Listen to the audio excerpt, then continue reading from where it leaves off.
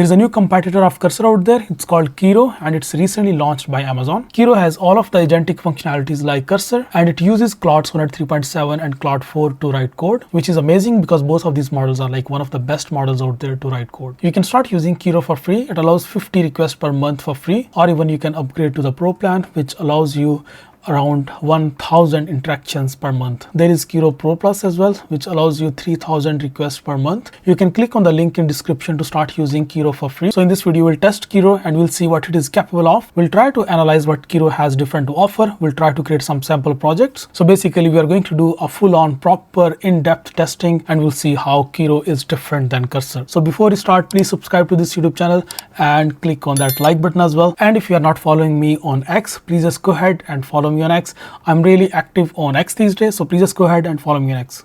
Alright, so to download Kiro, just go to this URL. I'll just click on the URL in the description, and after that simply just click on this button which is download for Windows. Simply just click on this and it will download an installable file on your computer. So once it is done, after that you can simply just open Kiro on your computer.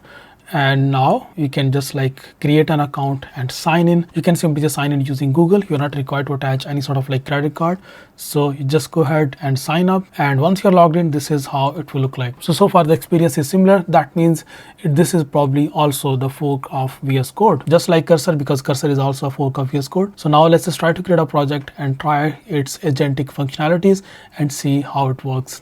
So you can directly even clone a GitHub repository, or you can simply just click on this button which is open a project. So let's just click on this button and then create an empty folder, and then we can just create a project inside that folder. So I've just created this empty folder. I'm just going to click on this select folder button, and now we have just opened an empty folder inside Kiro. And right now you can see there is something different in here in Kiro. So in here there is this wipe section, then there is spec section. So wipe section is actually chat first section. So directly like start doing chat with this code editor and like start exploring and just like start testing and maybe like ask you to create something. And then there is this spec section. That means plan first, then build, create requirements and design before coding starts. So in here in this wipe section, that means you can just like directly straight away just like start doing wipe coding without defining what exactly are you going to build. In spec section, what you do, you can just like plan first, you can do some sort of like brainstorming, and after that you can just like create a requirements document, and then you can ask this AI code editor to like start writing code for you. So let's just go with this spec option from here, and you can see in here I can just like start describing what exactly I want. So I want to create a SEO analyzing tool for Next.js websites. So I'm very specific in here that I want to build an SEO analysis tool for Next.js websites. After that, I can simply just press enter. I'm using Claude Sonnet 4. You can see it has just like started writing this requirements.md file. I can just like go to my file explorer, and now you can see it has started writing this requirements.md file. And it is writing the content for this tool. It is like creating a proper plan for this tool. And once it is done writing the requirements, now it is asking me, do the requirements look good? If so, please move on to the design. Yes. So I can simply just click on this button, move to the design phase, and now we'll just like now move to the design phase. There is this follow option. If I just click on that, so I think then it will just show me in live the files that it is editing, and whatever it is doing, it will just like show me that in live. So now it is creating a design. I have to like see what exactly it will do in this design section. So basically you can see it is now creating a comprehensive design document based on the requirements. So first it created this requirements, and you can see these three steps in here. The first one was requirements, the second one is design, and the last one is task list. And now you can see it has created this design document that includes this overview, this architecture, high level architecture, and then system components. System components include core engine, URL crawler, SEO analyzer, performance analyzer, and all other these different modules. Then there is this core engine interface that includes this TypeScript code, and after that you can see it has like created these different components, these different code samples as a reference basically. Now next it is now showing me this option, move to implementation plan, and I think that will be the third step, which will be the task list. So if I just simply click on this move to the implementation plan, I'll just click on follow, and now it will move to that task list section. So here we are at the task list. It is creating this file which is task.md. It has already just created this file and now it is generating the task list for itself. So this is basically the more organized way of doing vibe coding. If you're not a programmer, you are completely relying on AI. So at least like you're now telling AI all of these different steps. It will help AI to write better code for you and to like make less errors, and at least before start writing code it will know aware of what exactly AI is going to build.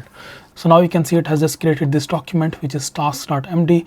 Now it is giving me this option which is finalize task list. I can simply just click on that and now it will just finalize this task list. I can simply then click on this follow button and I can see what it will do. So perfect. The specs for your SEO analyzer tool is now complete. We have requirements document, design document, and implementation plan, which is amazing. Now we are ready, I think. Now we can actually start writing code. And now you can see it is saying here the implementation plan is designed to be executed one task at a time, allowing you to review, process, and make adjustments as needed. Perfect. All right, so now I can ask it to please start implementing this plan. Press enter, and now let's just see what it does, how it writes code. And we also need to like check the quality of code. So now it is saying that let me read the spec document first to ensure I have all the context needed. Perfect. Okay, cool. So now it has created the first task for itself, which is set up project structure and core interface from task.md. So now it is going to do that. Right now you can see it has just created this package.json file, and now it is going to shortlist all of the packages that it is going to use inside, all of the dependencies as well that it is going to like use inside this project. So let's just wait for it to set up this entire project, and after that then we can just like test that and see what it has created. So right now it has created the complete project structure. It has created this source directory as well. Then it has like created these different components, and now it is asking me to run this command npm install to install all of the dependencies. So I'll simply just click on run, and now it will just like install all of the dependencies and test this project. All right, so now all of the dependencies are installed. Now we are ready to run this project. Let me just click on this run button. It will just run this command npm run build. It will try to create a build and try to find if there are any errors. If build is successful, that means there are no potential errors, and then we can just like simply run our project on localhost and then we can test. Okay, so perfect. npm run build was successful. Now let's just run npm test. Let me just click on run button, and now npm test is working, and you can see all of these tests are passed, which is so our tool is finally ready, and now it is running on localhost. Let me just open it, and now you can see it is finally ready. The design looks amazing. Let me just try to add a website. Maximum pages to analyze. Output format should be HTML report. To start analyzing, press on this button. Okay, HTTPS. So it has just created this analysis report, which I'm not sure if this is accurate, but overall the functionality is working. But I'm not sure if this analysis report is accurate because it is showing the 0 overall score, the critical issues and everything. So it is showing all of these issues as 0. But yeah, this is what it has built in just literally few minutes. The most impressive thing is actually the way it works, because first we created this requirements.md file, then design.md file, then task.md file. So it has its own way of working, which is I think good in case if you want to like make less mistakes. So yeah, the way this tool actually works is kind of different than Cursor, but overall the agentic functionality was very similar to Cursor AI agent, but still I will rank Cursor higher because in terms of like developing actual functionalities based on like a prompt, I still think that Cursor performs better. But if I have to like compare overall all of the AI code editors, I usually rank Augment Code on top. So if you don't know about Augment Code, it's a VS Code extension. So that's what I'm actually using these days.